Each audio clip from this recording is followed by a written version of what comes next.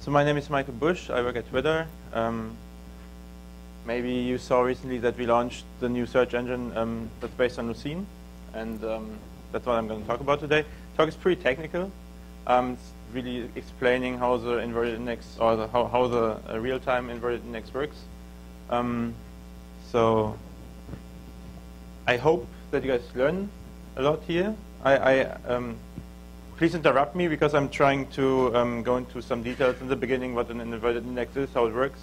And it's important that you understand it in the beginning if you are not familiar with it, so that you understand the later topics. So please always feel free to interrupt me if something is not clear. The agenda is quick introduction, then I'm going to talk about Twitter's posting list format, which is slightly different than Lucene's for tweets, and how we accelerate queries a lot by doing efficient early query termination. Then I'm going to explain how our memory model works, how it's a little different to Lucene's. And then in the third main topic here, I'm going to show how using this posting list format and the memory model we can implement log-free algorithms that allow us to do the whole thing really fast.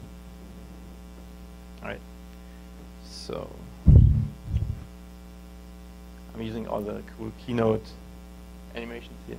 So this is basically the numbers I mentioned yesterday. This looks kind of weird, doesn't it?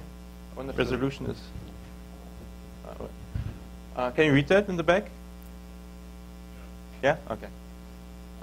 So the numbers I mentioned yesterday already in the blog post, we have about 1,000 tweets per second that we index.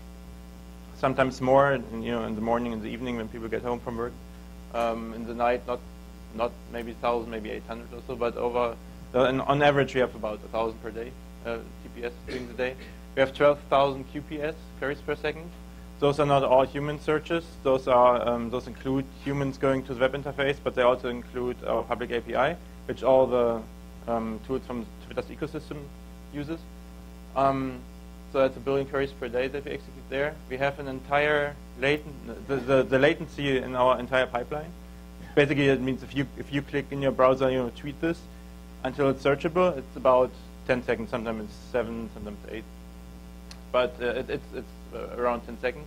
And the indexing part itself, the part that I'm going to talk about today, is less than 1 second actually. So yeah, and of course the goal here was to support not only what we see today, but Twitter's growing, so what we will likely expect in the next couple of years or 3 years. Let's see. So the first generation search engine that we replaced was based on MySQL. We acquired Surmise, Twitter acquired Surmise, I think 2 years ago, and that technology was what Surmise worked on. This next gen is rewritten and based on Lucene, and it's much more performant, also magnitudes faster. And one of the biggest reasons why we did this is we want to add more features, richer user experience to Twitter search. Right now it's pretty basic. And with this new platform, it's much easier to develop cool things. It's much more fun to work on this technology. All right, let's go into the fun details. So the objectives here are that we only have to look as few documents or tweets as possible to answer your query correctly, right? And right now in real-time search, we rank actually in reverse time order, so you get most recent results first. And there are some challenges about that. But before I go into the challenges, I quickly explain again what an inverted index is. So you see here and maybe I've seen Mike's talk, he showed that already. So on the left side here, you see a bunch of documents that have different terms. And what an inverted index pretty much only is we take all unique words out of the document. You can see them here in this table, sort them alphabetically, and that's our dictionary, right? And then each term has a posting list associated with it, and the posting list is called these numbers here. So for example, you look at the term keeper. It occurs in the different documents. Then if you want to execute that query, we would look it up, by a binary search, or maybe it's implemented as a hash table, that dictionary. We can find quickly the word keeper, and can then find the posting list and immediately see, okay, it occurs in documents 1, 4, and 5. So that's how basically search works. And that's standard Lucene, right? So now, early query termination and reverse time order. So what we actually want to do now is, we want, as I said, the latest documents that we index, we want to show them first if they match your query. So we actually want to traverse the posting list. If I, for example, search for old, I want the newest first. So I want to go through the posting list backwards, right? So I would ideally look at the document 4 first. Then I walk in reverse order, see document 3. And let's say you only requested 2 search results. Then now I can stop because I found 2. Right, that's all I have to do, and they are the 2 most recent ones. So that sounds very simple, right? I think.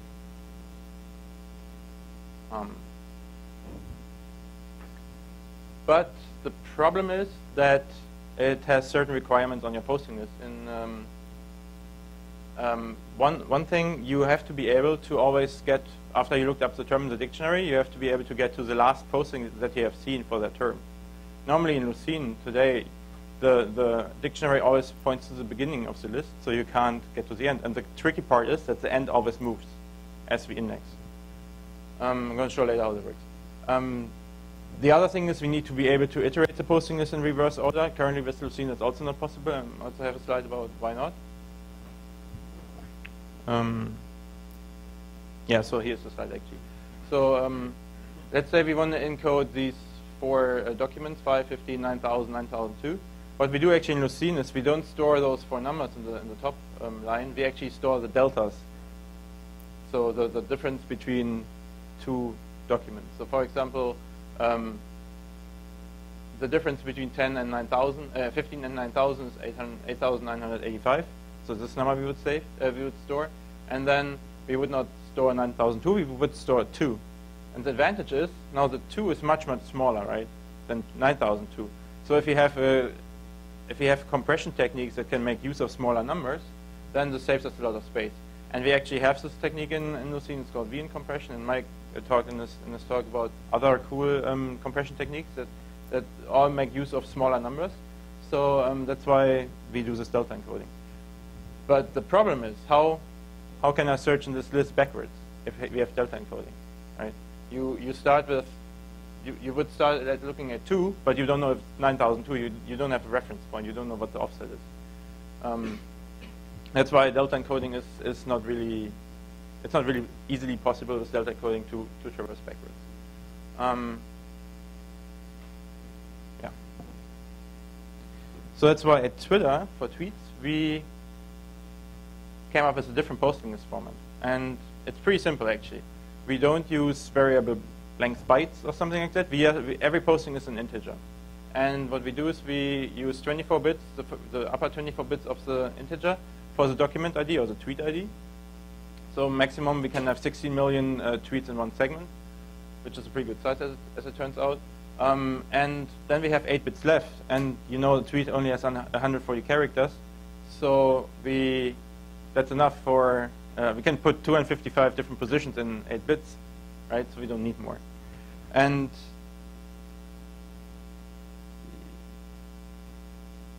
yeah, so I am saying here on the slide that we need for that, because we don't compress anymore and because we don't write deltas, we need about 30% more space. I tested that out with a standard index of like a few million tweets. We need about 30% more storage for the document IDs. But the cool thing is we don't need any additional data structures for the positions. In Lucene, they are kept in a separate file and a separate stream. But in this case, they are actually stored in the same integer. So we save a lot of overhead there. In total, we actually have net savings with this posting encoding. Of course, this doesn't always, this wouldn't work for large documents. So we have to come with something slightly different for standard Lucene. But for small documents, and on the posting list, we had questions about other people using small documents. So this could be an alternative indexing chain that people can use for small documents, and then we come up with something similar for larger documents. The other cool thing about this is it's much, much faster to decode. And a vint, as Mike said earlier, is hard to decode because you have a lot of ifs, and the CPU can't do a good prediction if the if statement will be true or false. So that's why it's very costly in CPU cycles. But in Java, nothing is faster than reading an int, or maybe on 64-bit machines they're long. So the only thing now that we have to do to get both the doc ID and the position is to read one int from an array, to do one bit shift, and to do one bit mask, and we have everything. So that's pretty much the fastest way you can do it in Java.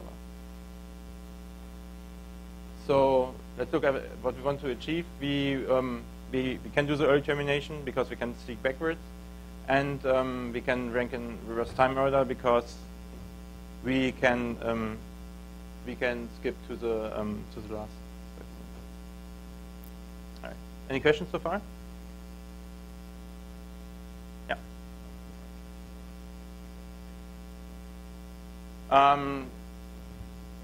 This hasn't been yet. This what I just talked about. I'm going to talk about some other stuff that has been. So at the very end, I have a roadmap slide, and it tells you which ones actually have been. Okay, so now the objective of the memory model design is that we want to be able to store.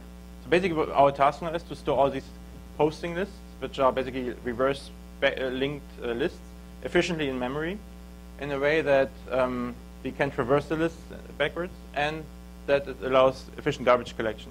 Because usually you keep real-time indexes all in memory, and in Java, if you fill up the memory, then you often pay high garbage collection costs. So we really wanted to focus on having efficient garbage collection here. And if you look again at this inverted index slide here, so for each term that we have in the dictionary, we have to store some set of metadata. For example, the posting list pointer is some metadata, right? The frequency, basically how often did this term occur so far. So that's like, I think in Lucene, like 4 or 5 fields that we, for every unique term that we have seen, store in the dictionary. And then in Lucene 3.1, how this worked was we had a class, the name is a little, it's not very well chosen, I think, but it was called posting list, but it's really the object that stores metadata for a term. And it had like 5 integers, I think. And and then the implementation was that we had a hash table, and the hash table was pretty much like only an array of these posting list objects. So if you index a large amount of documents, you have and you have a large dictionary, you have a lot of these objects in memory. And what's usually bad in Java is it's not even like creating a lot of objects and garbage collecting them. The problem is if a high number of objects survive very long in your memory, because Java does some optimization for short-living objects, but if they survive a long time, they get put into different areas in the memory, and then the garbage collection gets very expensive for them. So that's why so this is another picture, right? Every slot in this array basically points to an instance of this object, right? So now here's the change what we did, and this by the way made it already in Lucene's trunk. We changed it that we don't have objects for each term, but we have now what we call parallel arrays, and Mike's also using it in other areas in the index, where for each field that we before had in the posting list object, we have now a parallel array here. So these 3 variables, these 3 meta fields that we have here on the top were before in this posting list object. So now we basically have only 5 arrays instead of all these posting list objects. And how it now works, and the dictionary is now an integer array, not a posting list object array anymore. So now how it works is, if we see the first term, we assign this term a term ID. First term gets ID 0, and this term ID is actually the index into this parallel array data structure. So if we see the second term, which this is a hash table, so that one is sparse on the left side, but the idea is that the parallel arrays are compact because we just increment the term ID. So now we can just simply look up in the hash table what's the term ID of the term I'm looking for, and then we just dereference that and look in the parallel arrays and find the metadata for that term. And same with the third term here. So the total number of objects is now much smaller, right? And the other benefit is actually that we save also some memory, because in Java you need additional memory for object headers and pointers and all that stuff. So I think we saved about 40% compared to having objects. That's also a nice benefit in general. And to measure performance gains, I ran 2 tests. I indexed Wikipedia documents, and the test was pretty much only I indexed the first 1 million documents from Wikipedia, and I gave the index writer, I said you can use 200 megabytes of RAM, and I gave the JVM 2 gigs of RAM. So there wasn't really a reason for the JVM to very often run garbage collection, because only like 10% of the memory was used by Lucene. And we had a 4.3% improvement, and we think the improvement was mainly because we saved the 40% memory, but we didn't really save anything in garbage collection because it never ran here in this test. Then I ran exactly the same test with everything the same again. The only difference was I gave the JVM only 256 megabytes of RAM, so only slightly more than the index writer is trying to use.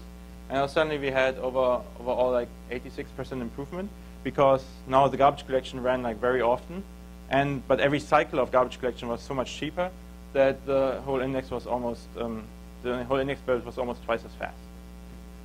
And this might not be like super awesome for standard Lucene, because I think usually you give it a decent amount of memory and we flush pretty often for getting good latency.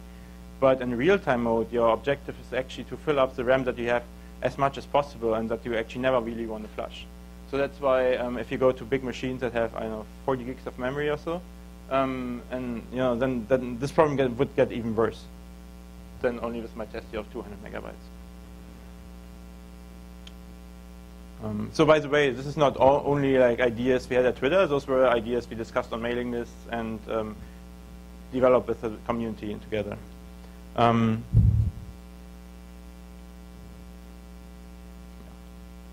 So now let's look at all data structures we need. We have the dictionary, which is just an integer array. We have the parallel arrays that store, for example, the pointer into some secret thing that stores all our linked lists.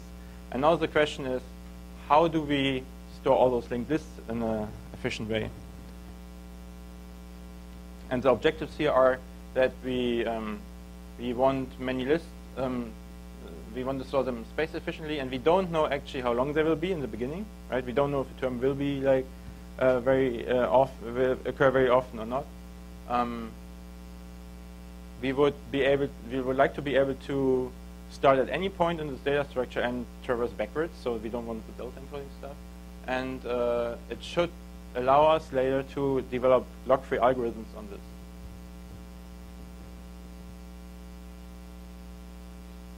So some of this stuff is similar how Lucene does it today. Some stuff is new, but I'm just going to describe how it works and not really compare every single part with current Lucene.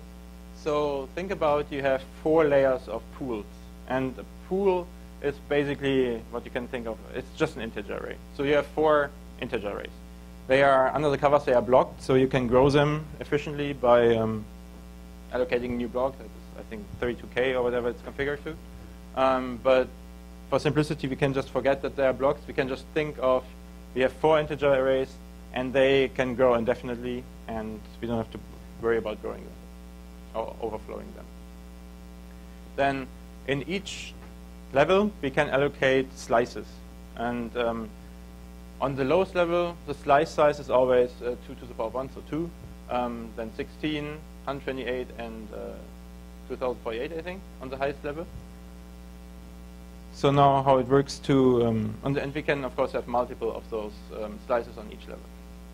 So now, if we see a new term, the first thing we do is we put it in the dictionary, and then we start the linked list here in this data structure, right? So first thing we do, we allocate a slice on the lowest in the lowest array, and the slice size is 2, right? So that means that we can put as many as 2 postings for that term into the slice. So since with Zipf's law, you probably know that usually you have a large number of terms in your index that only occur once or twice, and you have very few terms that occur very often. So we try to shape this memory model to that curve. And that's why every term that you see for the very first time only allocates like 8 bytes, 2 integers here. and not more. So let's say we see that same term more than 2 times.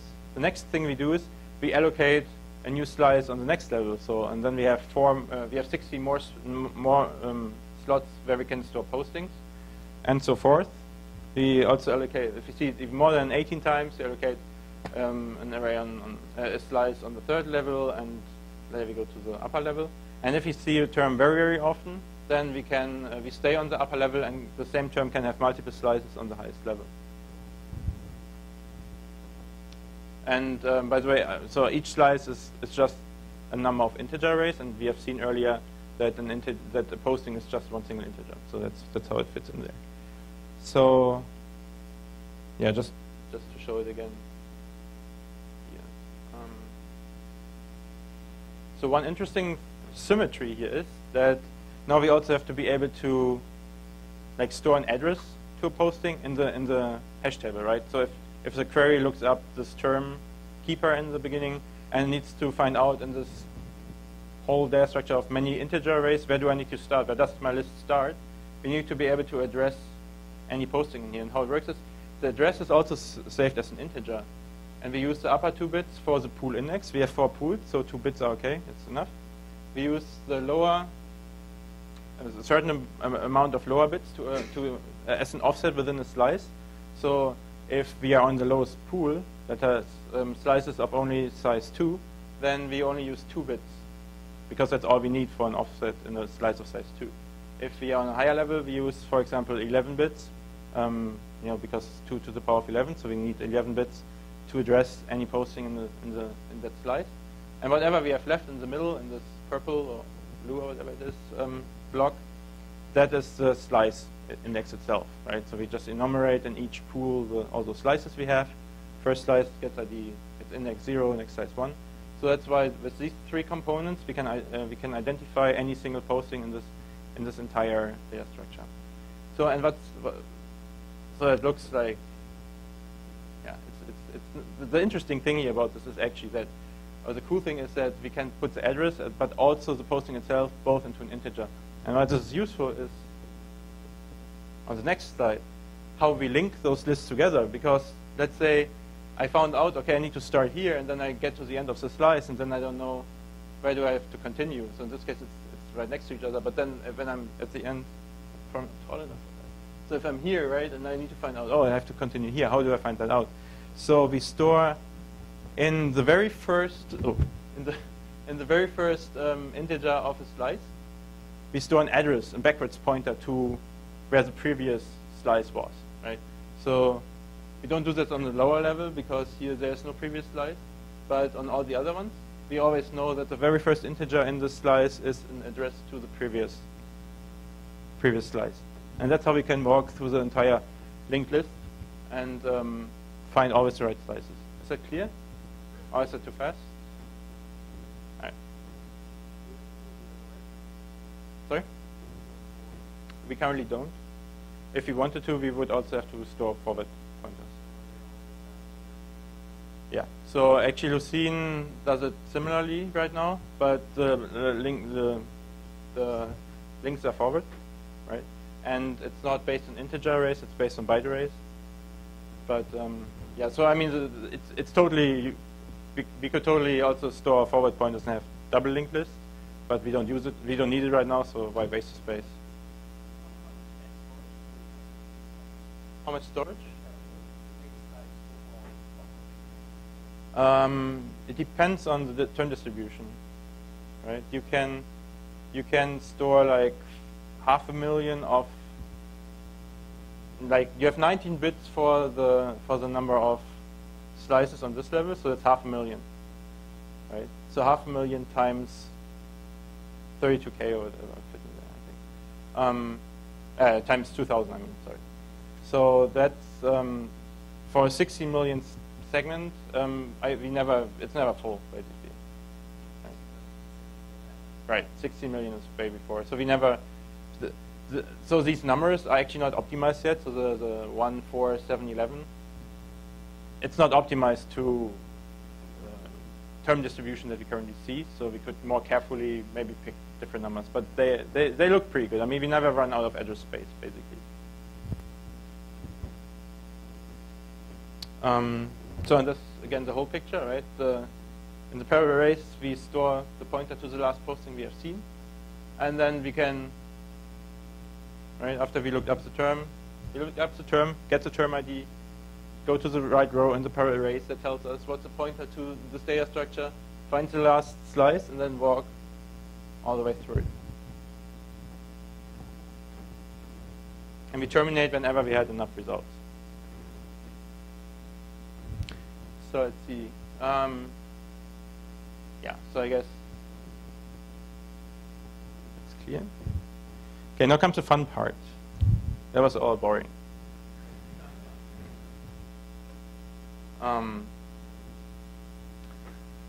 The difference to Lucene's near real-time search is that the near real-time search currently in Lucene actually, when you call get reader on an index writer, which returns you a reader that can see all documents that they have indexed so far, causes actually triggers actually a flush of all in-memory stuff to the disk, and that makes the indexing much slower. So the more often you call it, and in real-time search you want to call it very often so that you get the latency, that you always get a fresh reader. But the more often you do that, the more you slow down your indexing rate.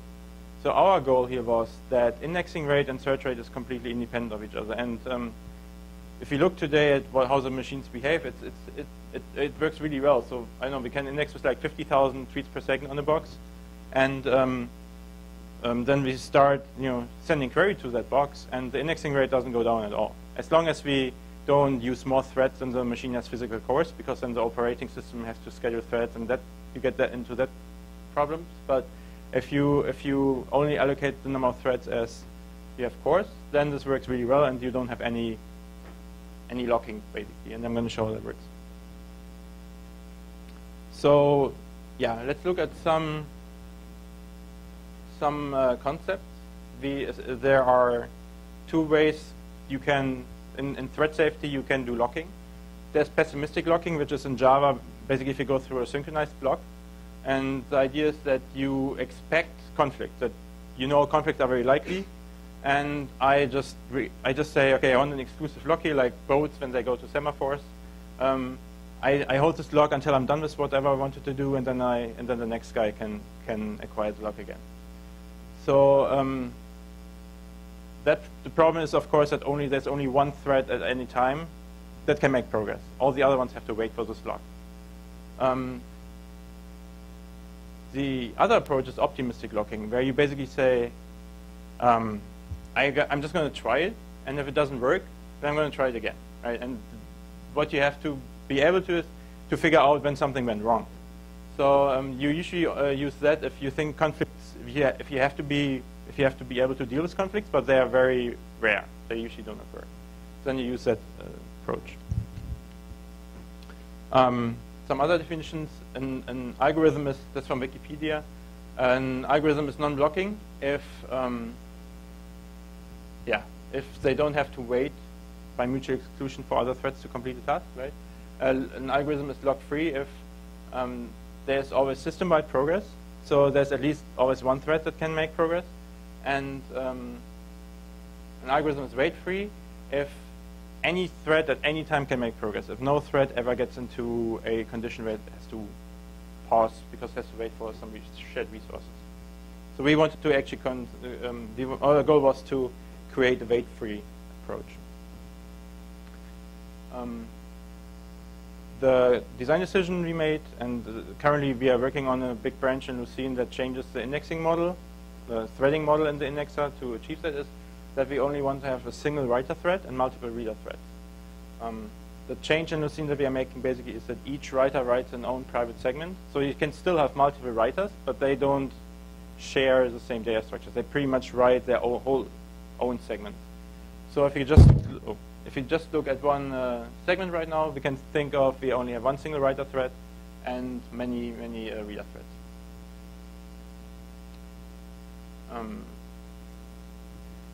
So in addition, so if you think about concurrency in Java, in addition to locking, to basically making sure that not two threads modify the same data structure and corrupt it, therefore, the other thing is that maybe not so well known. So before I read this, by the way, really, really good book, wasn't entirely clear to me, is that there is something called safe publication.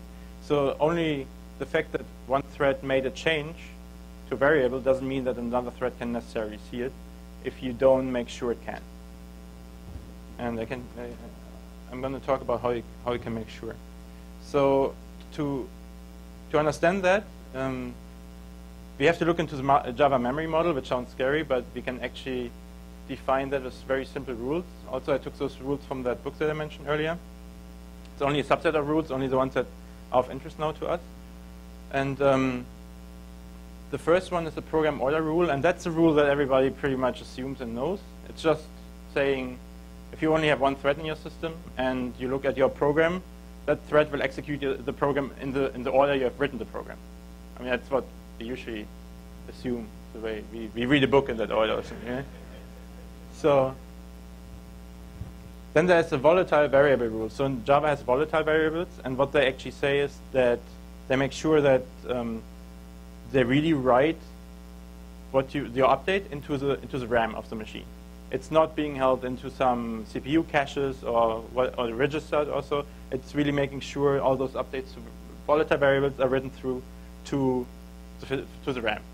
And what the Java memory model says is that a volatile write to a field happens before a subsequent volatile read. So in absolute time, if one thread writes to a volatile field, and in absolute time later, a different thread reads from it, it's ensured that it will see the previous write. And then there's transitivity. So if A happens before B and B happens before C, then A also happens before C. So now, what does that mean? Let's say we have two threads, and we have a shared variable x somewhere in the RAM, and it could be static, or we just assume that both threads can access that variable. And it's not volatile, it's just a primitive, normal Java type. So now thread A writes x equals 5, and because we didn't say write that in a volatile way, it just puts it somewhere in the cache and the register, we don't know where. Thread A knows it's 5, and when you read it in thread A again, it will look in the cache and will know it's 5, but it's not, as you can see, written through to the RAM yet. So let's say the thread B had this while loop here. It waits for x to not be 5. This is not guaranteed to ever terminate this program if you write it this way. There's no one if you don't make this volatile or do anything else, then the JVM doesn't have to ever update the state of x from B's perspective, which is maybe a little bit surprising.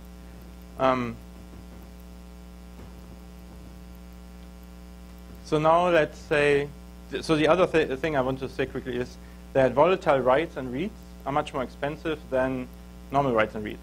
So obviously what we could do is we just, all the arrays we have seen, all the data structure, we make everything volatile and make sure it's always written through to the RAM. We didn't want to do that because it would slow down array access, writes and reads significantly. So we want to keep everything as fast as possible. So now let's look at a different scenario where we still have the shared variable x, but we also have a variable b that's volatile. And the first thing thread A does is, again, it sets x to 5, and it sets b to 1. So 5 is not volatile, so it might not be written through to the RAM, but since b is volatile, it's definitely written through to the RAM. So now if thread B here reads B, if thread B reads variable B, then it's because of the rule that I said earlier, it's guaranteed to see the update because it's written in the RAM. So let's analyze that. First we take the first rule, the program order rule. So we know that from thread A's perspective, x equals 5 will happen before b equals 1. Right? Java memory model tells us it will. And thread B, the dummy read of B will happen before it tries to execute that loop. Then let's take the volatile rule. So in absolute time, this thread B reads that variable later. So that's our assumption. So the B equals 1 happens before the dummy is read because of this rule that we discussed earlier. And now if we look at transitivity, of course now x equals 5 happens before this statement, so it's guaranteed to see it. But the cool thing is, now we guaranteed that b will see the update to x, even though x is not volatile at all. So there could be like 100 different variables like x, and I only need to do a little, I need to do a single write to b, which makes sure that everything that happened before will then be visible to this thread. So because of that, you can think of this as a memory barrier. It means that thread A, when it's writing b equals 1, it's crossing this memory barrier, and when thread B is reading it, it's also crossing the same one. And when you cross a memory barrier, it means that all the caches and registers get synchronized with your RAM. So by writing, again, by writing a single variable, one single variable B here, we make sure that B can see all updates that A did before. Yeah, so I wrote a program to prove that, or to, I can't really prove it with one program, but I can at least give you a hint, because it's fun. So everybody knows Java here, I assume, right? So this program is really simple. Let's look in the main block. It's doing a writer thread, and the writer just, yeah, we have a counter here. The counter is pretty much the variable A in our diagram before, and we just have a max value of 1,000. And the only thing that the writer does is it loops through here until it until the counter has a value of 1,000. So 1,000 times it incremented. And again, counter is not volatile, as you can see here. And it also, every time it writes to the variable the memory barrier, which is volatile. Yeah. So then we down here we start 10 reader threads, and that's all we do here. And the reader thread, what it does is it loops through here while counter is smaller than the max and 1,000. So we would assume normally that at some point this reader should terminate and print out this message here, done, right? And the program should then terminate. So let's start it.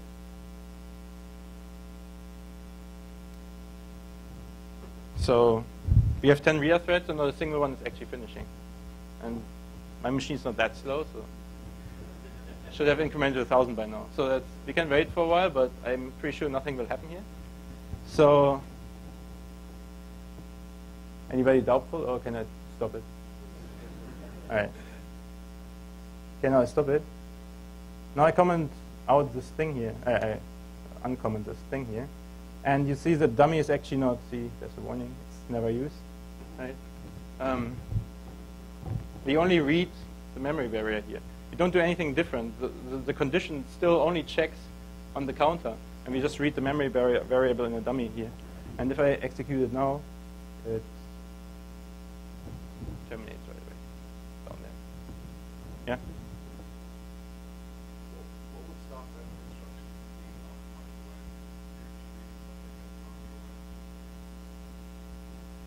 Oh.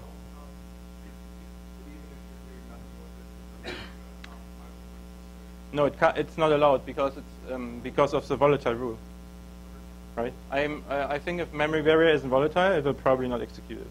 But because of those side effects, the Java memory model requires the JVM implementation to execute this. Right? So the memory model is the spec. So otherwise, this would be a bug if the optimizer would do otherwise. So does that make sense? Yeah.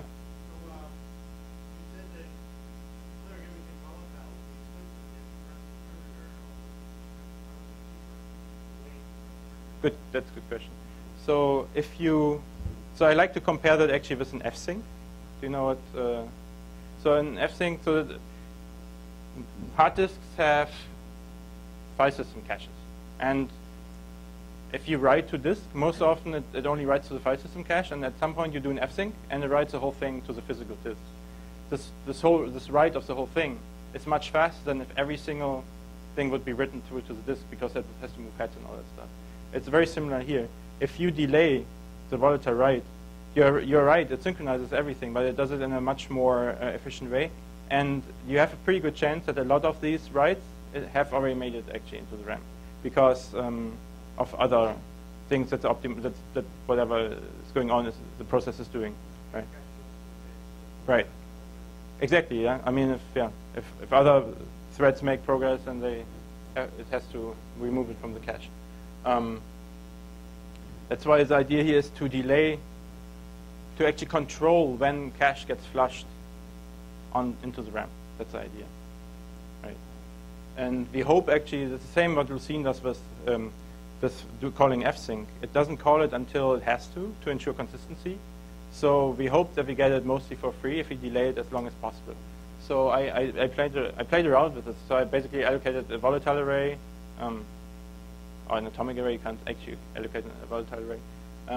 And compared it with a normal array, and the performance, if you do a lot of reads and writes, is much slower, right? But if you do it this way, it's almost the same.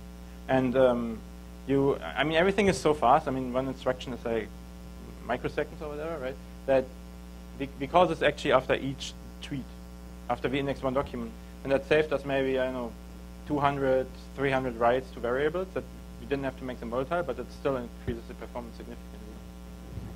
So if you go back now here to this picture, so how does this apply now to the inverted index? It looks like this. So the index writer writes like 100 docs or whatever into the index, and max doc is the variable that stores what's the latest idea of the latest document I index. So basically, what's the number of documents in your index, and that's the only variable in the entire index that's volatile. And an index reader, what it does before it does any work, before it executes the search on open, it reads this max doc, and because it reads it, it crosses the memory barrier. So now it knows, okay, everything that was written before document 100 is visible to me. Here, right? Because of the happens before rule. And then the approach to searching is whenever the index reader sees something higher than max doc, it will ignore it because it knows this might not be safe to read it because when I was opened, only document 100 was successfully written and committed to the RAM. So it might, because of other effects, might see something newer, but it will ignore it. And most often it doesn't, because what we do at Twitter is I think I'm saying that here. Yeah, we open basically 1 billion index readers per day because now it's so cheap to open index readers. It's all in memory, and the only thing we need to do is we need to call we need to read the volatile variable. So every index reader is so fresh that usually it's not even happening so often that we get these conflicts and a reader sees already something it's not supposed to. But of course we have to make sure that the case is safe because it can happen. Yeah, so we talked about single writer multi-reader. We talked about high performance because we avoid volatile things and synchronized stuff. We talked about self-publication. We talked about open index readers very cheap. What's still not clear is how do we actually update the pointers that point from the dictionary to the end of a list, because I said that's a moving target. It always, as you index tweets, it changes. And to analyze the whole problem, we don't have enough time to do that. There's a lot of corner cases, but I can't do this in this one talk.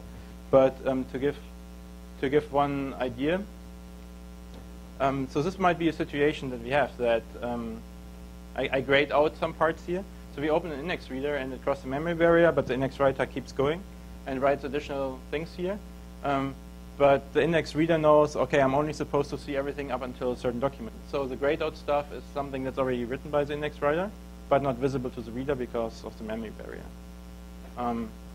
And the situation in which we could get now is that the index writer also updates a pointer, and because of some unfortunate coincidence, the index reader sees already the updated pointer, but that wasn't actually automatically flushed yet by the JVM or by the CPU to the RAM. So this was already, but this wasn't. And now it could actually try to follow the pointer, and it gets a null pointer exception because it doesn't see that array is allocated yet. So that can happen. I mean, it could happen if you didn't take care of it, that it doesn't happen. So,